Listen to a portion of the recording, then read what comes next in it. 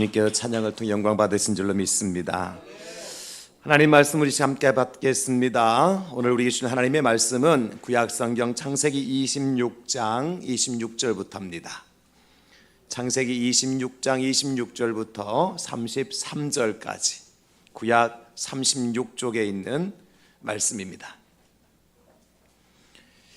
하나님의 말씀 창세기 26장 26절부터 33절까지 우리 함께 받으시겠습니다. 아비멜렉이 그 친구 아우삭과 군대장관 비골과 더불어 그랄에서부터 이삭에게로 온지라.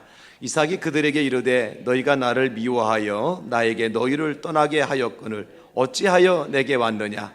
그들이 이르되 여호와께서 너와 함께 계심을 우리가 분명히 보았으므로 우리의 사이 곧 우리와 너 사이에 맹세하여 너와 계약을 맺으리라 말하였노라. 너는 우리를 해하지 말라. 이는 우리가 너를 범하지 아니하고 선한 일만 내게 행하여 네가 평안히 가게 하였음이니라. 이제 너는 여호와께 복을 받은 자니라. 이삭이 그들을 위하여 잔치를 베풀매 그들이 먹고 마시고 아침에 일찍이 일어나 서로 맹세한 후에 이삭이 그들을 보내매 그들이 평안히 갔더라. 그날에 이삭의 종들이 자기들이 판 우물에 대하여 이삭에게 와서 알리어 이르되 우리가 물을 얻었나이다 하매 그가 그 이름을 세바라 한지라. 그 이름으로 그 성읍 이름이 오늘까지 부엘세바더라. 아멘. 저는 오늘 본문 말씀을 중심으로 해서 부엘세바의 축복을 누리라 했습니다. 이런 제목으로 함께 말씀의 은혜를 나누려고 합니다. 부엘세바라고 하는 뜻은 맹세의 우물이라 라고 하는 의미를 가지고 있습니다. 그랄 땅 블레셋의 왕이었던 아비멜렉, 그 아비멜렉과 그리고 이삭 사이에 맹세를 하게 되어지고 그날에 하나님께서 그 우물에서 물을 얻게 하셨음을 이제 기념하여 그 땅 이름을 부엘세바라 그렇게 이름을 짓게 된 것이지요. 그래서 하나님께서 이삭과 함께 하시고 이삭에게 축복을 부어주심으로 부엘세바가 지금까지 존재하게 된 것입니다. 그래서 저는 본문 말씀을 중심으로 해서 부엘세바의 축복을 누리라 하십니다. 이런 제목을 함께 말씀의 은혜를 나누려고 합니다. 그러나 여러분, 이삭이 이 부엘세바의 축복을 받기까지의 이삭의 인생을 보게 되어지면 결코 녹록지 않은 그런 삶을 살아왔다는 것을 알 수가 있습니다. 흉년을 피해서 들어간 땅이 그랄이라고 하는 땅이었어요. 그 땅의 왕인 아비멜렉이 이제 이삭을 받아들이긴 했지만 사실 이삭이 자기 아내를 누이라고 속이면서 왕이 두려워서 자기 생명이 두려워서 아내를 이제 아내라 하지 못하고 누이라고 속이면서까지 살아왔던 그 땅의 삶. 그러나 다행히도 하나님께서는 그 땅에서 이삭이 농사를 지어서 100배의 열매를 거두게 하시지요. 그리고 많은 우물들을 또 파서 샘을 얻는 축복을 받게 되어져요. 그런데 그렇게 이삭이 하나님의 복을 받는 것을 아비멜렉이 보고는 그만두지 아니하고 그만 그 아비멜렉이 이삭을 그 땅에서 쫓아냅니다. 쫓아내요. 그래서 이삭은 잠시도 머물지 못하고 그랄에서 쫓겨와서 이 세바라고 하는 곳에 와서 머물게 되어지는 것입니다. 그런데 하나님께서는 그 이삭에게 세바에서 부엘세바의 축복을 허락해 주시는 것을 볼 수가 있습니다. 여러분, 어쩌면 이삭의 인생이 바로 저와 여러분들의 인생과 별반 다를 것이 없어요. 우리 인생 이 땅에 살아가는 인생을 하나의 나그네로 비유하지 않습니까? 나그네 인생. 아내를 아내로 여기지 아내를 말하지 못하고 또 농사를 지어 축복을 받았지만 그 땅에서 영원히 살지 못하고 쫓겨나게 되어지는 인생, 그것이 나그네 인생입니다. 그래서 이삭은 그 시대의 자기의 정황을 이제 27절에 이렇게 말씀해 주고 있습니다. 이삭이 그들에게 이르되 너희가 나를 미워하여 나에게 너희를 떠나게 하였거늘 어찌하여 내게 왔느냐. 그러니까 그야말로 나그네의 소름을 톡톡히 경험하고 있는 것이 이삭의 모습인 것이지요. 흉년을 만나고 아내를 아내라고 말하지 못하고 우물을 파면 빼앗기고 심지어 잠시라도 머물고 싶었던 땅에서 쫓겨나야 되는 그 나그네의 소름, 이것이 이삭이 당한 현실적인 문제였습니다. 그러나 하나님은 그 이삭에게 브엘세바의 축복을 주셨어요. 브엘세바의 은혜를 주셨습니다. 오늘 저와 여러분들도 이삭과 같은 삶을 살아간다 할지라도 하나님이 우리를 외면하지 아니하시고 버리지 아니하시고 이삭에게 허락하셨던 브엘세바의 축복을 우리에게 허락하여 주실 줄로 믿습니다. 우리가 살아가는 세상이 나그네 세상이라고요. 그래서 울고 웃고 만나고 헤어지고 빼앗고 빼앗기고 쫓고 쫓기는 삶을 살아가는 인생, 어느 곳 하나 정들 곳 정을 두고 끝까지 살아갈 곳이 없는 것이 나그네 삶이잖아요. 그래서 시인 지훈 박목월 시인은 나그네라고 하는 시에서 이렇게 나그네 인생을 표현을 해주고 있습니다. 강나루 언덕 밀밭길을 구름에 달 가듯이 가는 나그네, 길은 외줄기 남도 300리, 술 읽는 마을마다 타는 저녁놀, 구름에 달 가듯이 가는 나그네. 저는 이 시를 묵상을 하면서 성경은 아니지만 우리 인생을 너무나 잘 표현해 준 시다, 그렇게 감동을 받았습니다. 여러분, 한 나그네가 밀밭 사이를 쫙 걸어가고 있어요. 때는 밀이 익어갈 무렵이고 황혼이 져서 이제 해가 지고 빨간 노을빛이 고운 하늘을 덮고 있는 그런 상황 속에서 나그네가 밀밭길을 걸어갑니다. 바람이 불면 그 밀은 보리보다도 키가 크기 때문에 사람이 키만큼이나 자랍니다.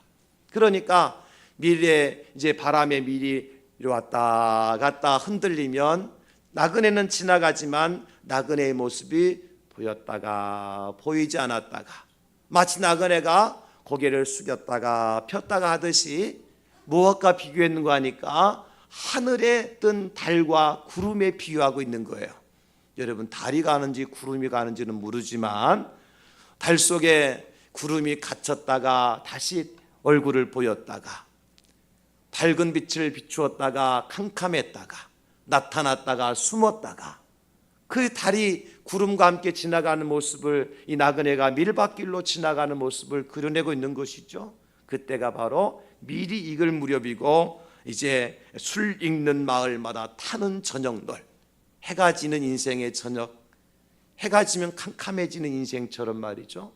그런데 그 인생이 가는 길을 어떤 길로 표현했는가 하니까 길은 외줄기 남도 300리, 외줄기 길이에요. 누구도 피할 수 없는 길이에요. 한 길로 갔다가 그만 그 인생이 마무리되는 것이 나그네의 인생인 것이지요. 구름에 달 가듯이 가는 나그네. 여러분 어떻습니까?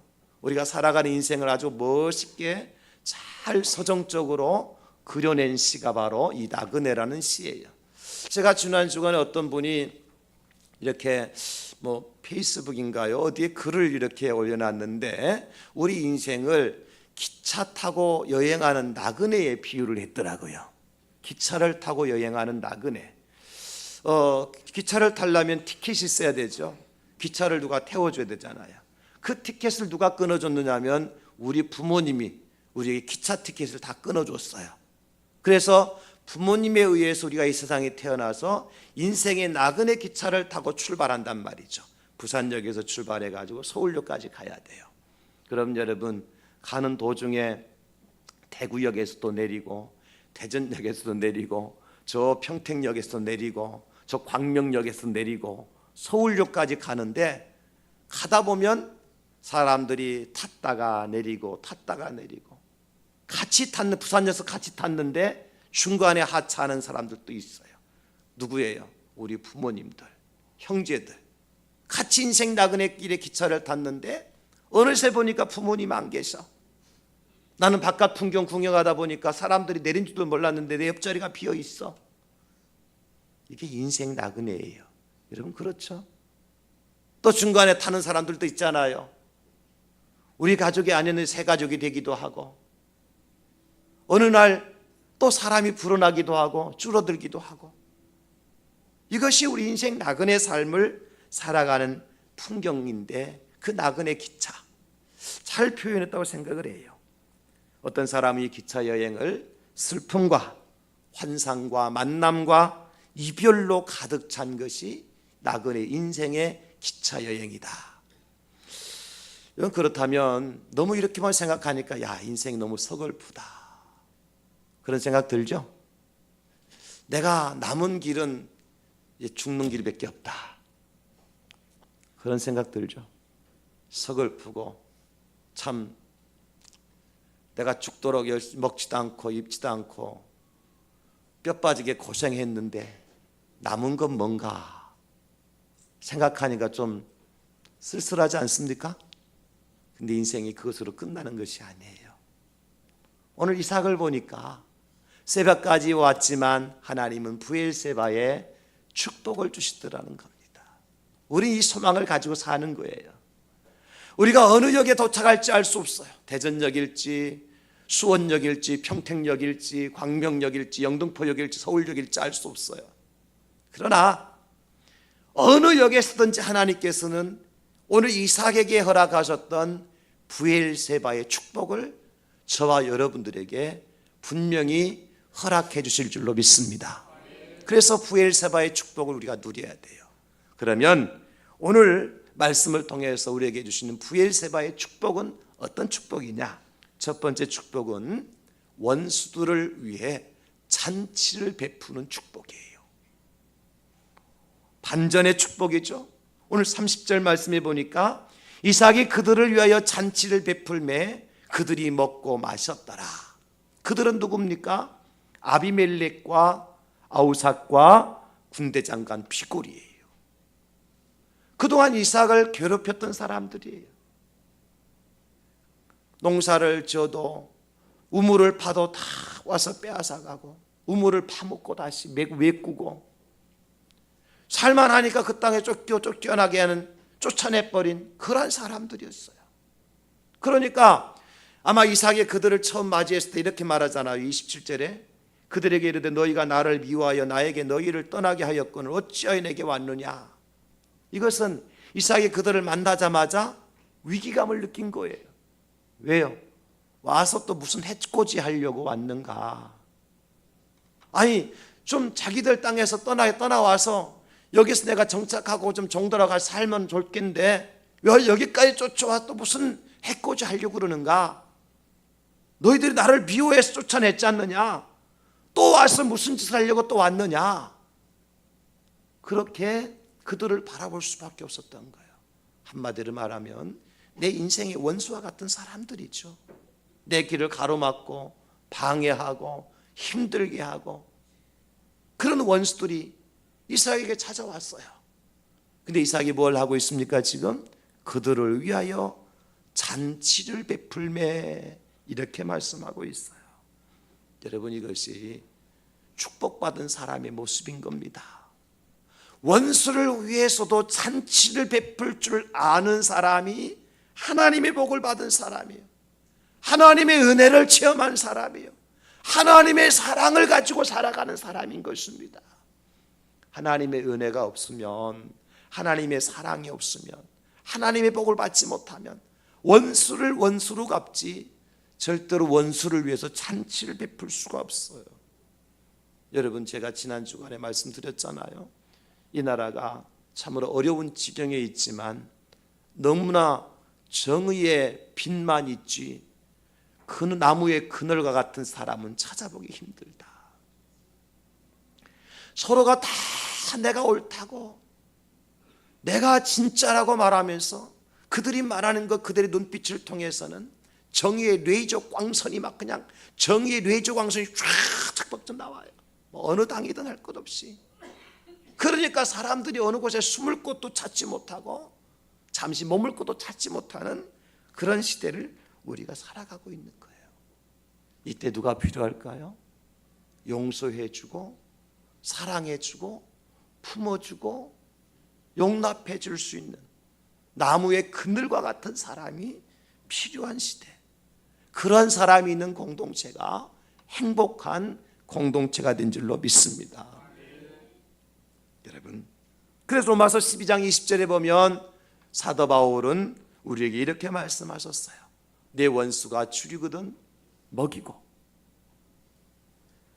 목마르거든 마시게 하라. 그리함으로 네가 숯불을 그 머리에 쌓아두리라. 원수가 배고파거들랑은 먹을 것 갖다 주래요. 하나님 말씀입니다. 원수가 목말라 하거든 마실 것을 갖다 주래요. 하나님 명령입니다. 이거 하나님 말씀이 하나님 명령이에요, 여러분. 내가 지켜도 되고 지키지 않아도 되는 선택의 문제가 아니라 우리가 할 수 있는 것은 원수에게 그가 배고파하면 먹을 것 갖다 줘야 되고 그가 목말라 하면 마실 것 갖다 주는 것이 우리가 할 일이에요. 그럴 때 그 원수의 머리에 숯불을 쌓아 두는 결과라고 말씀하셨습니다. 이렇게 할 수 있는 근거가 뭡니까? 로마서 12장 19절에 보면 사도 바울은 말씀합니다. 내 사랑하는 자들아 너희가 친히 원수를 갚지 말고 하나님의 진노하심에 맡기라. 기록되었으되 원수 갚는 것이 내게 있으니 내가 갚으리라고 주께서 말씀하시니라. 우리가 원수를 갚아야 되나 말아야 되나 선택권이 우리한테 있습니까? 없습니까? 없습니다. 하나님께 있습니다. 우리가 할 수 있는 것은 다만 사랑하고 용서하고 원수를 위해서 잔치를 베풀어 주는 거예요. 그 인생이 정말 행복한 인생인 거예요, 여러분. 에브라함 링컨이 미국의 대통령이 되었을 때에 이제 대통령이 되고 난 다음에 정부 조각을 해야 되잖아요. 장관들을 다 임명을 해야 되잖아요. 그때에 국방부 장관으로 임명받은 사람이 누구냐면 에드워드 스턴텐이라는 사람이었어요. 에드워드 스턴텐은 어떤 사람이냐면 링컨 대통령이 대통령이 되기 위해서 준비하고 있을 때 가장 앞장서 비난하고 링컨을 헐뜯고 링컨 앞에 서서 반대 운동을 가장 강력하게 펼쳤던 사람이 바로 에드워드 스탠턴이라는 사람이에요. 그런데 링컨이 대통령이 되고 난 다음에 그 사람을 국방부 장관으로 임명했단 말이에요. 농수산부 장관이 아닙니다. 국방부 장관은 뭐 하는 사람이에요? 국군 통수권을 가진 사람이에요. 그죠? 나라의 쿠데타를 일으키고 그 나라를 전복시키는 일을 하는 사람이 누구예요? 군인이에요. 국방부 장관이에요. 근데 그 자리에 바로 에드워드 스턴턴이라는 사람을 앉혀놓은 거예요. 그를 따르는 참모들이 난리가 났습니다. 카카, 이건 될 수 없는 일입니다. 카카 이 자리에서 당장 내려앉고 싶습니까? 그가 카카께서 대통령 되기 전에 어떤 일을 하는지 잘 알고 있지 않습니까? 그런 사람을 국방부 장관이라니요. 아니면 제 신부 장관이나 저 농수산부 장관이나 해주면 시키면 몰라도 국방부 장관이라니요. 반대를 했어요. 그때 에브라함 링컨이 이런 말을 해요. 원수는 죽여서 없애는 것이 아니라 사랑으로 품어서 용납하고 그 사람의 장점을 잘 활용을 해서 친구로 만들게 되어질 때 원수는 사라지는 것이다. 여러분, 이게 위대한 지도자의 모습이에요. 성경에도 보면 원수를 끝까지 대접을 잘한 분이 계셔요. 다윗 왕이죠. 원수 같은 사울을 끝까지 왕으로 대접하지 않습니까? 그런가 하면 형들을 용서한 요셉을 보십시오. 자기를 미워하고 시기해서 애굽 상인의 노예로 팔아먹어버렸어요. 그 일로 인해서 요셉은 감옥살이도 해야 되고 노예 생활도 해야 됐어요. 타국 생활을 했어요. 부모와 형제들을 떠나서 외롭게 그 소년 17, 18세 된 소년이 말이죠. 부모 곁을 떠나서 만 30세가 될 때까지 고생을 13년 세월을 고생합니다. 그런데 애굽 땅에 큰 흉년이 들었을 때 요셉에게 그 형들이 찾아와요. 원수는 어디서 만나요? 외나무다리에서 만나요. 그 형들에게 원수를 갚을 만한 절호의 찬스가 왔어요. 근데 요셉이 뭐라고 얘기하는 줄 아십니까? 창세기에 보면 요셉이 이렇게 말씀하세요. 요셉이 형들에게 이르되 내게로 가까이 오소서. 그들이 가까이 가니 죽었구나 하고 가까이 갔겠죠. 이르되 나는 당신들의 아우 요셉입니다. 당신들이 애굽에 판 그런 사람입니다. 당신들이 나를 이곳에 팔았다고 해서 근심하지 마소서, 한탄하지 마소서. 하나님이 생명을 구원하시려고 나를 당신들보다 먼저 보내셨나이다. 전반부에 보면 형들이 그냥 얼었겠죠. 야, 죽었구나 이제. 뭐라고 얘기합니까? 가까이 오세요. 나는 당신들이 판 바로 아우 요셉이요. 여기까지 들었으면 어떻게 하겠습니까? 더 이상 빼도 박도 못하는 거죠. 도가내든 지죠. 원수를 이제 요셉이 갚을 만한 찬스 아닙니까? 그런데 요셉이 말하죠. 당신들이 나를 팔았다고 해서 근심하지 마세요. 한탄하지 마세요. 하나님이 나의 생명을 구원하시려고, 당신들의 생명을 구원하시려고 나를 당신들보다 먼저 이곳에 보내셨습니다. 여러분, 이것이 지금 원수들에게 잔치를 베푼 이삭의 모습이요, 형들에게 잔치를 베푼 요셉의 모습이요, 당신들이 뺨을 때리고 채찍으로 치고 침을 뱉고 십자가에 못질을 한 그런 원수들을 용서하신 우리 예수님의 모습입니다. 우리는 그 주님의 그 크신 사랑 때문에 구원을 받았고요. 그 주님은 우리를 어디로 인도하시는 거 하니까 부엘세바로 인도하기를 원하시는데, 어느 자리까지요? 원수를 위하여 잔치를 베푸는 자리까지 우리를 인도하시기를 원하셔요. 이게 축복의 사람이에요. 원수를 내 손으로 때려잡고 내 손으로 갚으려고 이를 갈고 세상에서 피를 튀기며 살아가는 사람이 축복의 사람이 아니라, 그 원수를 위해서 잔치를 베풀 수 있는 그런 사람이 하나님의 복을 받은 사람이에요. 이것이 부엘세바의 축복이에요. 여러분, 우리 앞에 왜 원수가 없겠습니까? 내 마음을 상하게 하고 내 눈에 눈물을 흘리게 만들고 내 자산을 손해보게 만든 원수가 왜 없겠어요? 그러나 그들을 위해서도 잔치를 베풀 수 있다면, 그래서 로마서 12장 14절에 너희를 박해하는 자를 축복하라, 축복하고 저주하지 말라 말씀하신 이 말씀대로 살 수 있다면 그 사람이 부엘세바의 축복을 받은 사람이에요. 부엘세바의 축복을 누리고 살은 사람이에요. 오늘 말씀을 듣는 저와 여러분들이 하나님이 이곳 부엘세바까지 인도하셨습니다. 이곳이 부엘세바입니다. 우리가 원수를 위해서 잔치를 베풀어야 될 부엘세바입니다. 오늘 저와 여러분들이 말씀을 붙들고 부엘세바의 첫 번째 축복인 원수를 위해서 잔치를 베푸는 그러한 복을 여러분 누리고 살아가실 수 있기를 예수님의 이름으로 축원합니다. 두 번째 부엘세바의 축복은 뭐냐면 원수들을 평안히 돌려보내는 복입니다. 31절에 아침에 일찍 일어나 서로 맹세한 후에 이삭이 그들을 보내매 그들이 평안히 갔더라. 여러분, 간밤에 아무 일도 일어나지 않았어요. 잘 먹여놓고 술이라도 진탕 먹여놓고 좋은 음식에 간밤에 단칼로 벨 수도 있어요. 단밤에 원수를 갚을 수 있어요.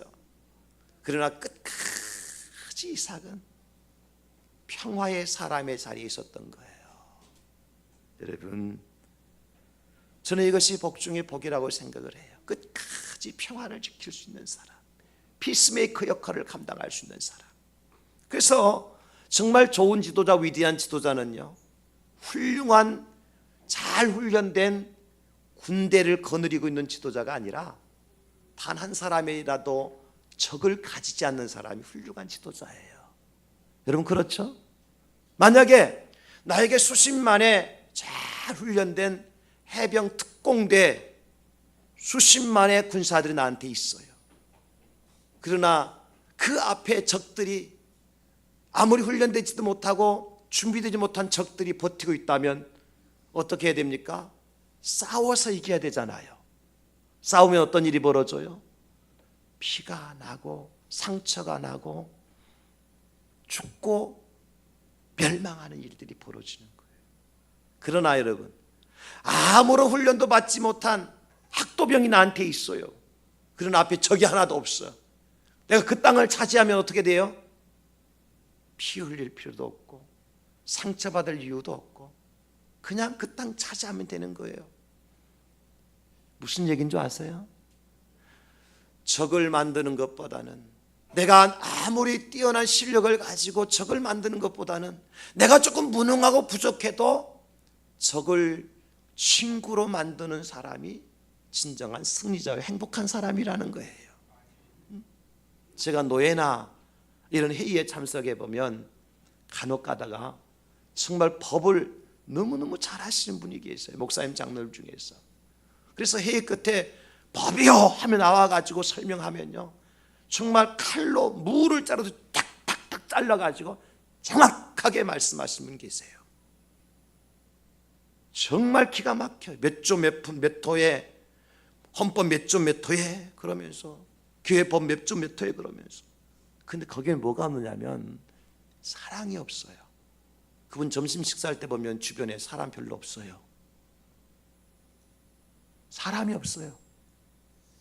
제가 우리 어르신들한테 그런 말을 듣고 제가 컸어요. 너무 물이 깨끗하면 고기가 놀지 못한다. 우리 일반적으로 깨끗한 물에서 고기가 잘 살 수 있을 것 같지요? 그 깨끗한 정도가 어느 정도냐면 플랑크톤이 살 수 있는 정도가 돼야 고기가 사는 거예요. 근데 플랑크톤도 살 수 없는 깨끗하게 소독된 물에서는 고기가 살아요, 못 살아요? 못 사는 거예요. 그리고 여러분, 수돗물로 고기 어항에 수돗물을 그냥 부어놓으면 고기가 죽죠. 소독으로 깨끗하게 어떤 세균도 없고 플랑크톤도 없는 그냥 우리가 마실 수 있는 그런 물에 고기가 못 살아요. 어느 정도 좀 물이 흐리고 플랑크톤도 살 수 있고 있어야 거기에 고기들이 사는 거예요. 무슨 얘기인 줄 아세요? 너무의 정의의 레이저 광선만 쏘지 말라는 거예요. 바르게 살지 말라는 말씀이 아닙니다, 여러분. 바르게 살아야 되지요. 그러나 너무나 가까이 하기에 너무 먼 당신이 돼서는 안 된다는 거예요. 품을 때는 품고, 내가 단점이 있으면 단점 그대로 노출하고. 그게 인간 아닙니까, 여러분? 그렇죠? 사람이 어떻게 완벽할 수 있어요? 다 약점도 있고 단점도 있고 부족한 점이 있잖아요.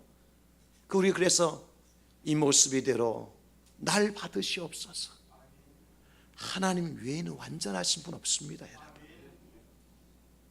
그러니까 우리가 상대가 좀 부족하다고 해서 공격하고, 약점이 있다 그래서 그 꼬집고, 그래가지고 상처내고 넘어지게 만들고 하지 말고 품고 보듬고 끝까지 안아주고, 그래서 평화를 만들어가는 피스메이커가 되어야 된다는 것입니다. 여러분, 엘리사가요 도단성에 머물고 있을 때 아람 군대에서 그 엘리사 한 사람을 잡기 위해서 수십만의 군대를 파송합니다. 왜냐하면 엘리사가 워낙 성령으로 충만한 사람이라서 아람 나라에서 어떤 괴략과 어떤 군사 전략을 쓰든지 간에 다 알아버려요. 미리 알아버려요. 기도하면 알려줘, 하나님께서. 그래서 엘리사가 그 이스라엘 왕에게 지금 아람 나라 왕이 이런 전략을 꾸미고 이런 군사적 전력을 통해서 이 나라 빼앗으려고 그러니까 빨리 방어벽을 세우라고.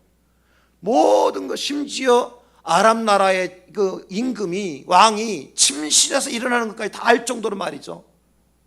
그러니까 아람 나라 왕이 화가 나가지고 저 엘리사만 죽이면 되겠다.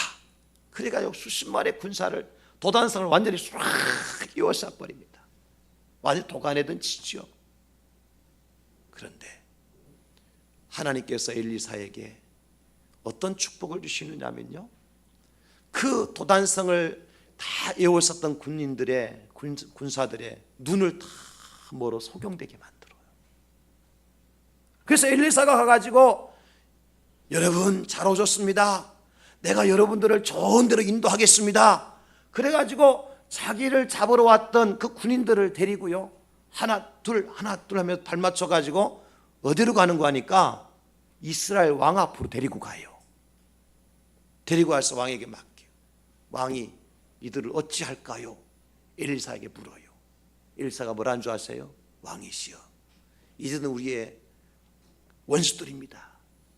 왕이 드디어 아람을 이기고 승리할 수 있는 최고의 찬스가 왔습니다. 칼로 쳐 죽이십시오.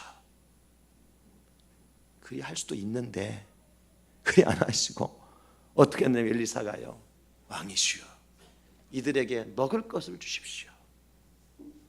세상에 자기를 잡으려고 아람 나라에서 파송된 군사들에게 먹을 것 주래요.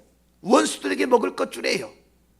그리고 난 다음에 어떻게 하는 거냐, 그들을 자기가 다 데리고 아람 나라에 다 데려다 주어요. 그런데 성경은요, 그 이후의 삶을 이렇게 기록해 주고 계세요. 열왕기상 6장 23절에 보면 왕이 위하여 음식을 많이 베풀고 그들이 먹고 마시며 놓아 보내니 그들이 그들의 주인에게로 돌아가니라. 이로부터 아람 군대와 아람 군사와 부대가 다시는 이스라엘 땅에 들어오지 못하니라. 여러분, 이게 진짜 행복 아닙니까? 만약에 그 자리에서 엘리사가 왕에게 이들을 다 쳐 죽이려 했을 때 완전히 죽일 수 있잖아요. 한 사람 살려버리지 않을 수 있잖아요. 그럼 아람 나라가 항복하고 돌아오겠습니까? 어떻게 하겠어요? 더 많은 군사를, 이제는 정말 죽기 아니면 까무라치기로 전쟁에, 대전쟁이 벌어질 겁니다. 피비린내라는 전쟁이 일어날 수밖에 없어요. 그게 행복한 거예요? 아닙니다. 여러분, 평화를 만들어가는 사람이 진정으로 행복한 사람이에요.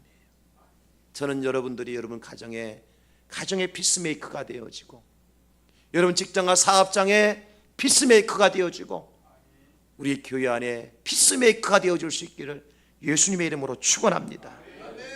하나님은 똑똑한 사람, 유능한 사람이 아니라 평화를 만들어가는 사람을 행복하게 만들어 주셔요.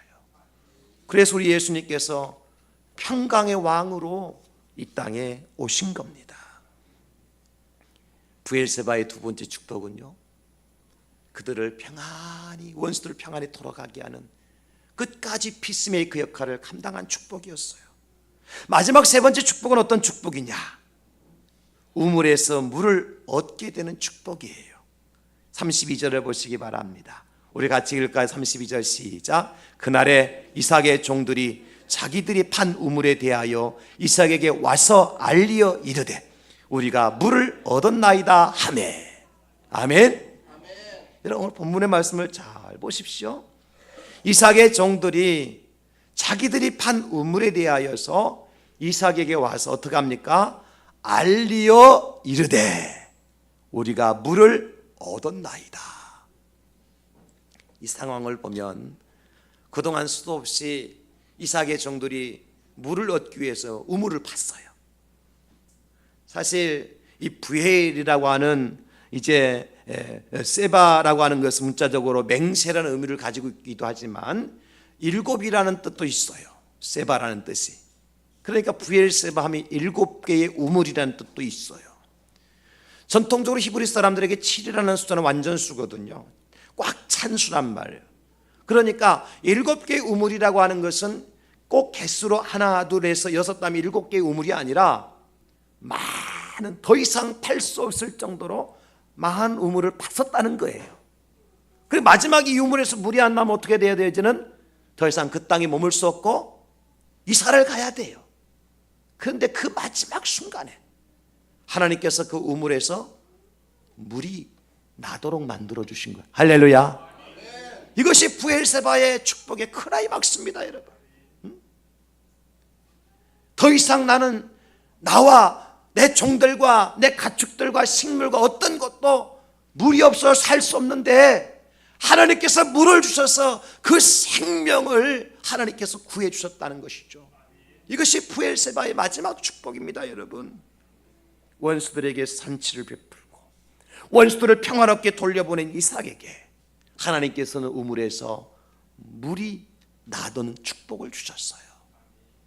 여러분, 물은 축복의 상징입니다. 에덴 동산에 4개의 강이 중앙에서 흘러가 동서남북으로 흘러서 그 강이 지나는 곳마다 모든 생명이 다 살아났지 않습니까? 그게 에덴의 축복이잖아요. 물은 축복의 상징이에요. 신약 성경에도 보니까요, 물은 축복의 상징이에요. 저는 빌립 집사가 성령의 감동을 받아서 광야로 나가서 복음을 전하는데 에티오피아의 국고를 맡은 네시, 간다게의 종인 그 네시를 만나잖아요. 그 네시가 털털거리는 마차를 타고 하면서 성경을 읽는데 이사야 말씀을 읽고 있는데 무슨 뜻인지 몰라요. 답답해, 우리말로 미칠 지경이에요. 그런데 빌립을 만나잖아요. 빌립이 가서 그에게 가르쳐 주잖아요. 여기 나오는 이 어린 양은 우리를 위해서 죽임당하신 하나님의 아들 예수 그리스도시다. 주님이 십자가의 보혈로 우리는 모든 죄 사함을 받고 구원을 받게 되었다. 어린 양 예수님을 믿으면 구원이 만다. 그걸 가르쳐줘요. 소경과 같았던 내시가 눈을 뜨게 됩니다. 마음이 답답하여 털털거리는 마차 위를 걸어가던 그 광야의 한복판에 서 있던 내시가요, 그 마음에서 뭔가 새로운 샘물이 솟아나요. 그래서 그 말씀을 듣고 깨닫는 순간 그 내시 앞에 뭐가 펼쳐지는 거 아니까 물이 있는 거예요. 물이. 그 광야 한복판에 물이 있어요. 물이. 여러분, 그래서 내시가 하는 말이 뭐라고 그래요? 여기 물이 있음에 내가 들어가서 세례를 받음에 있어서 무슨 거리낌이 있겠습니까? 내게 세례를 좀 베풀어 주세요. 광야의 한복판에 하나님께서 물을 예비해 놓으셨어요. 누구를 위해서? 그 에티오피아 내시를 위해서, 갈급하는 내시를 위해서, 진리를 갈급하는 내시를 위해서 물을 만들어 놓고 그 물속에 들어가서 빌립이 그에게 세례를 베푸니까요, 하늘에서 성령이 임하고 성령이 빌립을 데리고 가는데 내시도 기쁨이 충만해서 돌아갔다 그랬어요. 여러분, 이것이 오늘 브엘세바의 우물의 축복이고, 오늘 저와 여러분들이 브엘세바의 이곳에 나와서 예배할 때 마지막 축복인 우물에서 물이 솟게 하신 축복인 것입니다. 우물을 아무리 많이 파도 물을 얻지 못하면 무슨 소용이 있습니까? 하나님이 여러분들이 열심히 노력하고 고생하고 수고하고 봉사하고 헌신하고 전도하고 공부하고 준비하였는데 거기에 물이 없으면 아무 소용이 없잖아요. 거기에 열매가 없으면 아무 소용이 없잖아요. 여러분, 열심히 공부하는 이유가 무엇이고 열심히 사업하는 이유가 무엇이고 열심히 전도하는 목적이 어디 있습니까? 다 목적과 이유가 있잖아요. 거기에 물이라고 하는 것은 하나님께서 우리에게 은혜와 축복을 주셔서 공부하는 목적을 이루게 하시고 사업하는 목적을 이루게 하시고 전도하는 목적을 이루게 하시고 하나님을 믿는 목적을 이루게 하신다는 그런 축복의 메시지인 것입니다. 브엘세바는 마지막에 판 우물에서 물이 솟아나게 하신 하나님의 축복의 현장이에요. 저는 그래서 우리 대양제일교회가 바로 이 브엘세바의 축복의 현장인 줄로 믿습니다. 여기 더 이상 방황할 이유가 없습니다. 여기저기 기웃거릴 이유가 없습니다. 이 전에서 하나님의 교회에서 물이 솟아나서 여러분이 영혼이 솟게 되어지고 여러분이 생명의 구원을 받게 되어지고 여러분의 가정과 손대는 모든 일들과 사업장에 하나님의 은혜로 하나님의 사랑으로 넘치게 될 줄로 믿습니다. 우물에서 물이 솟아나는 축복, 이것이 브엘세바의 마지막 3번째 축복인 거예요. 사모하는 자가 받습니다. 이 종들이 만약 7개의 우물 중에서 6개까지 파놓고 물이 안 나네요 주인님, 우리 포기합시다 그랬으면 7번째 우물을 얻을 수가 없어요. 그렇죠 여러분? 그러나 종들은 마지막까지 우물 파는 것이 자기들의 소명이니까, 사명이니까 포기하지 않고 우물을 팠어요. 하나님께서 이삭은 아비멜렉을 잘 대접해주고 평안히 돌려보냈을 때 바로 그날, 바로 그 현장에서 물이 솟아나게 한 것입니다.